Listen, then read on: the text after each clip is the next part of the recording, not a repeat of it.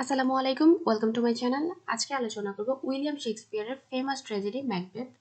এই ট্র্যাজেডিটা মূলত তাদের উপর লেখা যাদের রয়েছে ক্ষমতা অর্জনের অনেক লোভ এবং এর ফলে তাদেরকে ভোগ করতে হয় করুণ পরিণতি। এখানেও সেম, ম্যাকবেথ ক্ষমতা অর্জনের লোভে সে বিভিন্ন ধরনের অপকর্ম করে থাকে এবং এর ফলে তাকে করুণ পরিণতি ভোগ করতে হয়। এই ট্র্যাজেডিটা শুরু করার আগে ট্র্যাজেডির ক্যারেক্টারগুলো সম্পর্কে জেনে নিন। এখানে ডানকান, সে হচ্ছে কিং অফ স্কটল্যান্ড এবং তার দুইটা ছেলে রয়েছে, একজন হচ্ছে ডোনালভেইন এবং ম্যালকম। ডোনালভেইন হচ্ছে তার ছোট সন্তান এবং ম্যালকম হচ্ছে বড় সন্তান। ডানকান ম্যালকমকেই চেয়েছিল রাজা বানাতে, কিং অফ স্কটল্যান্ড, এবং পরবর্তীতে ম্যালকমই কিন্তু ম্যাকবেথের বিরুদ্ধে যুদ্ধ ঘোষণা করেছিল এবং তাকে পরাজিত করেছিল। তাই এটা খুব একটা ইম্পর্টেন্ট ক্যারেক্টার। ম্যাকবেথ এবং ব্যাংকো, তারা হচ্ছে generals of the king's army এবং ম্যাকবেথই হচ্ছে মেইন ক্যারেক্টার এই ট্র্যাজেডির। ব্যাংকো ঠিক তেমন একটা ইম্পর্টেন্ট ক্যারেক্টার। ম্যাকবেথের বর্তমান পজিশন হচ্ছে থ্যান অফ গ্ল্যামিস, পরবর্তীতে সে থ্যান অফ কাউডর হয় এবং রাজা হয়ে যায়।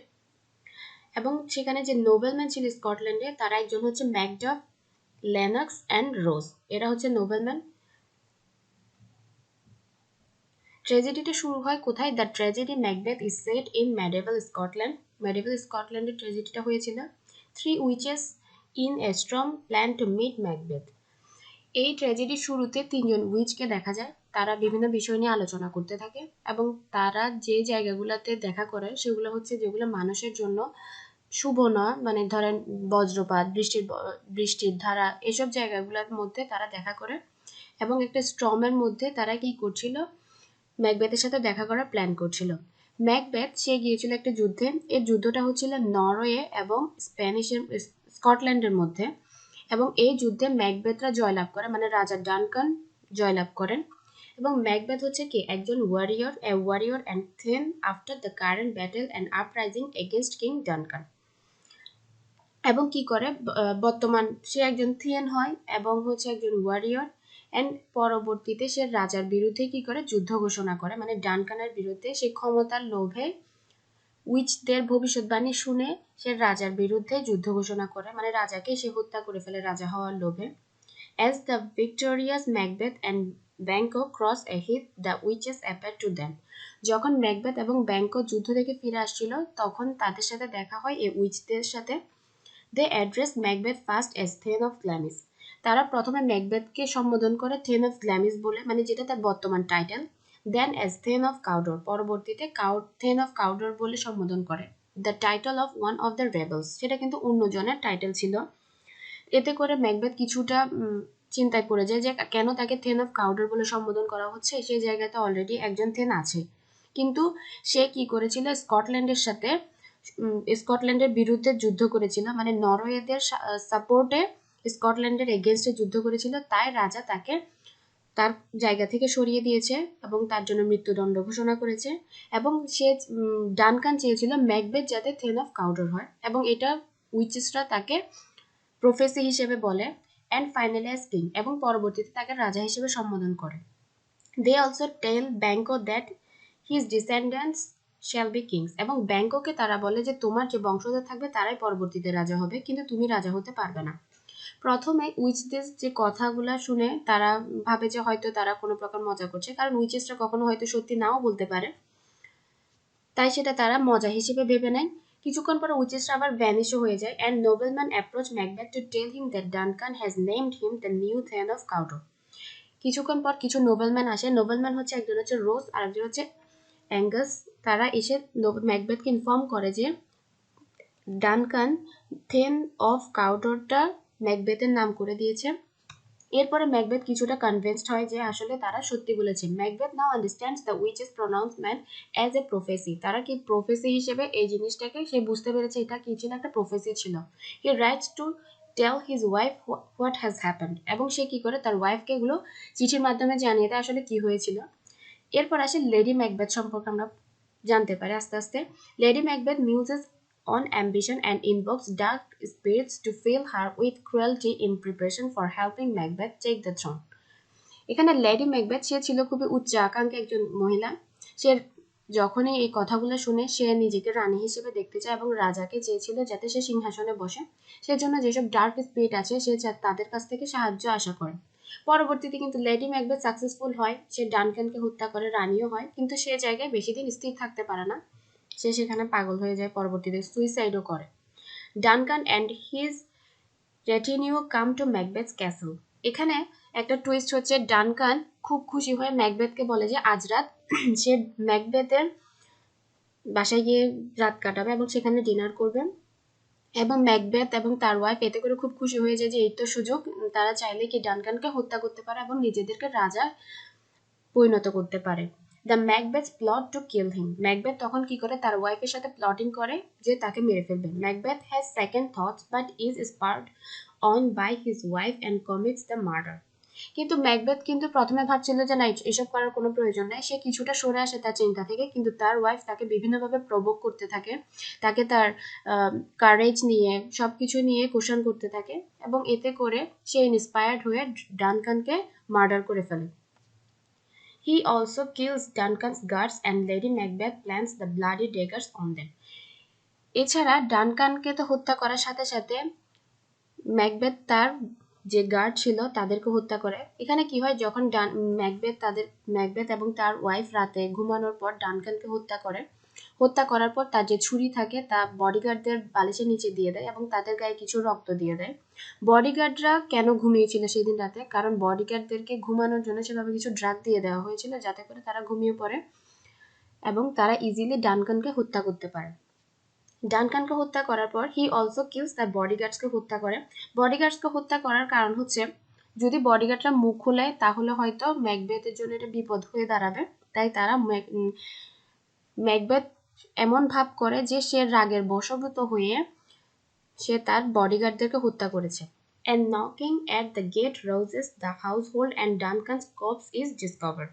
এখানে দেখা যায় যে সে রাতটা ছিল খুবই খারাপ একটা রাত, এরকম রাত তারা কখনোই দেখেনি, মানে এত দুর্যোগপূর্ণ একটা রাত ছিল। এরপরে ম্যাকডাফ যে থাকে সে আসে এবং তাদের কাছে মনে হচ্ছিল যে গেটে যে নকিং হচ্ছিল সেটা বারবার বাড়তে থাকে, এবং ম্যাকডাফ এসে কি করে, ডানকান যে মারা গেছে সে প্রথমে এই জিনিসটা ডিসকভার করে। Macbeth claims to have killed the guards in righteous fury. Macbeth কিন্তু অলরেডি কি করেছিল, তা মানে যখনই দেখে যে ডানকান মারা গিয়েছে, তাকে হত্যা করা হয়েছে, ম্যাকবেথ সাথে সাথে তার যে বডিগার্ড থাকে তাদেরকেও হত্যা করে ফেলে তারা কিছু বলার আগেই। Duncan's son Malcolm and Donalbain flee in fear of their lives and Macbeth takes the crown. এরপরে কি হয়, যখন ডানকান কে হত্যা করা হয় তার সন্তানরা খুবই ভয় পেয়ে যায়, তারা ভাবে যে এরপরে হয়তো তাদেরকেই টার্গেট করা হবে, তাই তারা কি করেছে, পালিয়ে যায়। তার ম্যালকম যে বড় সন্তান সে পালিয়ে যায় ইংল্যান্ডে এবং ডোনাল্ডবেন আয়ারল্যান্ডে পালিয়ে যায়, এবং সেখানে গিয়ে তারা ম্যাকবেথের বিরুদ্ধে কিন্তু যুদ্ধের জন্য প্রস্তুতি নিতে থাকে। Macbeth remembers that Banquo witnessed the witch's prophecy and hires murderers to kill him and his son Fleance. এখানে ম্যাকবেথের তখন মনে পড়ে যে মানে সে তো সব ধরনের প্রমাণ এখন মিটিয়ে ফেলেছে, ডানকানকে হত্যা করেছে, বডিগার্ডকে হত্যা করা হয়েছে, তার যে 2 ছেলে ছিল তারাও অন্য জায়গায় পালিয়ে গিয়েছে, কোনো প্রকার প্রবলেম নাই। কিন্তু তার হঠাৎ করে মনে আসে যে ব্যাংকো তো সেই প্রফেসিগুলো উইটনেস করেছে, এখন তাকে মারার জন্য সে 2 জন killer hires murderers to kill him and his son Fleance. এখানে তার সন্তানকে হত্যা করার কারণ হচ্ছে উইচেসরা বলে যে ভবিষ্যতে যে তার প্রজন্ম হবে তারাই হবে রাজা স্কটল্যান্ডের, তাই তার ছেলে ফ্লিয়েন্সকেও সে হত্যা করতে চায়। ফ্লিয়েন্স এসকেপস। এখানে কি হয়, মার্ডারাররা ব্যাংককে তো হত্যা করে ফেলে কিন্তু তার সন্তান হারিয়ে যায়, মানে পালিয়ে যায়।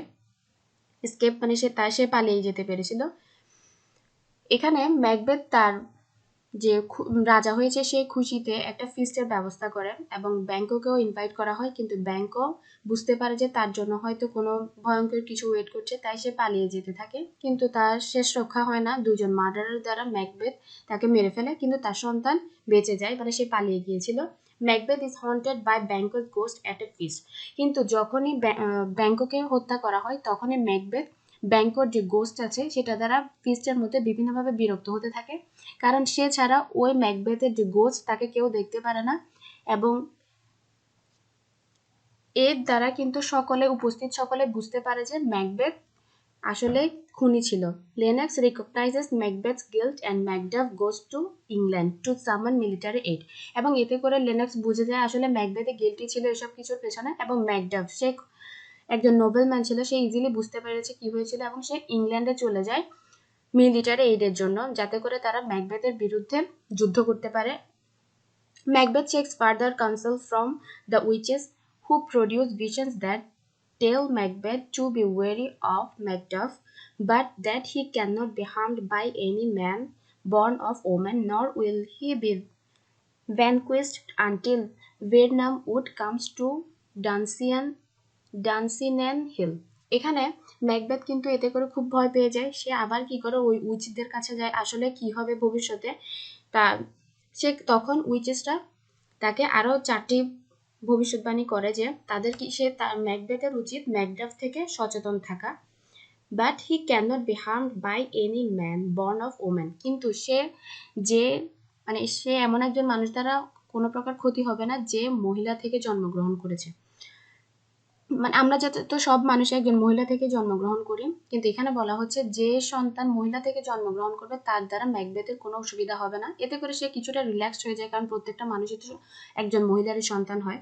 Not will he be vanquished until Birnam Wood comes to Dunsinane Hill. এখানে বলা হয় যে আশেপাশে যে উড ছিল, ভার্নাম উড, সেটা যতক্ষণ না পর্যন্ত ওই ডান্সিনেন হিলের পাশে না আসবে ততদিন পর্যন্ত সে সেফ থাকবে, মানে তাকে কেউ অ্যাটাক করতে পারবে না। আমরা তো জানি জঙ্গল কখনো মানে হেঁটে হেঁটে কাছে আসতে পারে না, বা গাছপালা চাইলেই কখনো হাঁটতে পারবে না, তাই সে রিল্যাক্সড হয়ে যায়, তাকে কেউ হত্যা করতে পারবে না। এফোর্ড ভিশন শোজ দ্যাট ব্যাংকোর ডিসেন্ডেন্টস উইল বি কিংস, এবং পরবর্তীতে বলে যে ব্যাংকোর যে পূর্বপুরুষ মানে পরবর্তীতে যার প্রজন্ম আসবে তারাই রাজা হবে। কিন্তু তখন যখনই সে সম্পর্কে ক্লিয়ার হতে যায় তখন উইচেসটা ভ্যানিশ হয়ে যায়, সেই সম্পর্কে তারা আর কিছুই বলে না। The play descendants further into darkness as Macbeth has Macduff's families slaughtered and learned that Lady Macbeth has gone mad with guilt. এখানে কি হয়, এরই মধ্যে ম্যাকবেথ যখন ম্যাকডাফ থেকে তাকে সচেতন থাকতে বলার কারণে সে ম্যাকডাফের যে ফ্যামিলি থাকে তাকে হত্যা করে, তার বউ এবং সন্তানকে, কিন্তু ম্যাকডাফকে সে পায় না, কিন্তু তাদেরকে হত্যা করে ফেলে। এর মধ্যে সে খবর পায় যে তার যে ওয়াইফ লেডি ম্যাকবেথ সে অলরেডি গিল্টের কারণে পাগল হয়ে গিয়েছিল, মানে তার ওয়াইফের মনে হচ্ছিল যে রক্ত তাদের শরীরে লেগে আছে, এখন মানে দরজায় এখনো কড়া নড়ছে, এইসব কিছু মনে হতে থাকে, এক পর্যায়ে সে পাগল হয়ে যায়। সে ডাইজ প্রবাবলি বাই সুইসাইড। পরবর্তীতে কি হয়, তার এমন একটা সিচুয়েশন হয় সে পরবর্তীতে মারাই যায়, সুইসাইড করে। Malcolm, Macduff and the other nobles take arms against Macbeth. পরবর্তীতে সকলেই কি করে, ম্যালকম এবং ম্যাকডাফ এবং অন্যান্য নোবেলম্যানরা ম্যাকবেথের বিরুদ্ধে যুদ্ধ ঘোষণা করে। The advancing army camouflage themselves by cutting boughs from Birnam wood and creating the impression that the wood is coming to the hill. এখানে যে ইংল্যান্ড থেকে তারা যখন শক্তি সামর্থ্য নিয়ে আসে তখন তারা এমনভাবে শো করে গাছ যে ভিয়েতনাম উড ছিল সেখানে গাছগুলো কেটে তাদের সামনে মানে দিয়ে দিয়ে আস্তে আস্তে তারা এগিয়ে যাচ্ছিল, যাতে করে মনে হয় যে যে ভিয়েতনাম উড আছে সেটা আসলে সামনের দিকে এগিয়ে যাচ্ছে। সেটা দেখে ম্যাকবেথ খুবই ভয় পেয়ে যায় যে কিভাবে একটা উড বা একটা জঙ্গল কিভাবে সামনের দিকে আসতে পারে। পরবর্তীতে কি হয়, তারা ঠিকই চলে আসে। ম্যাকডাফ অ্যান্ড ম্যাকবেথ ফাইট, তাদের মধ্যে ম্যাকডাফ এবং ম্যাকবেথের মধ্যে অনেক ফাইট হয়। Macduff reveals that he was not born but rather cut from his mother's womb. এখানে একটা টুইস্ট হয় যে ম্যাকডাফ যে আসলে তার মা থেকে জন্মগ্রহণ করেনি, সেটা এখানে বের হয়, সত্যটা বের হয়, আসলে তার মার পেট কেটেই তাকে বের করা হয়েছে, সে স্বাভাবিকভাবে জন্মগ্রহণ করেনি।